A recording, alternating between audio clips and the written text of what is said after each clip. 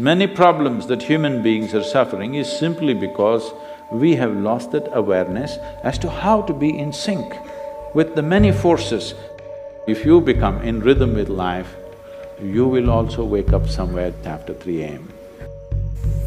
At that time, if you sit up and do whatever process you have been initiated for, it will bear maximum fruit.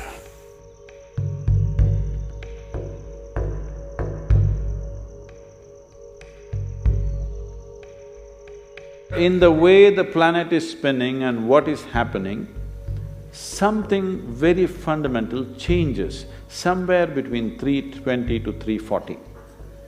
This is called Brahma Muhurtam.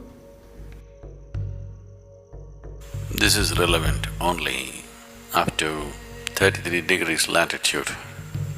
Your system, human system, functions in a certain way. It is a possibility. So, there has been an awareness about making use of this possibility. Your life is a product of many things that we call as the universe, many things that we call as existence. So we are a consequence of a certain phenomenal happening that we call as cosmos. We are not an individual existence. So when you get in sync, certain things will happen. You know, there's a cicadas in where we are in Tennessee, the US ashram, they wake up once in 17 years. Can you beat it? They know it is 17 years and they come awake and they breed and they go back to sleep. They're keeping time once in 17 years, no alarm bell anywhere. Well, how is this? I'm saying they're in sync with nature. We have lost sync within nature and we think that is our nature. No. All the many ailments, many problems that human beings are suffering is simply because we have lost that awareness as to how to be in sync with the many forces which are making us who we are. So yoga is to bring that sync so that you are in rhythm with life. If you become in rhythm with life, you will also wake up somewhere just after 3 a.m. If you're conscious, suddenly a certain spark of aliveness will happen within you. Even if you're in deep sleep, you will come awake. This must happen to you. This means you're falling in sync with it. You're falling in sync with life.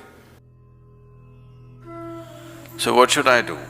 Should I meditate? Should I do a kriya? Doesn't matter what. You must do a process for which you have been initiated for.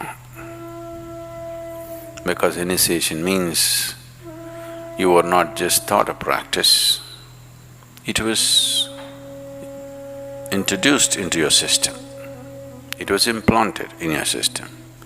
So whatever, if there is a life seed within you, if you're awake at Brahma Muhurtam and sit for whatever that practice is, it bears maximum fruit because of the way the planet is behaving in relation to your system. If you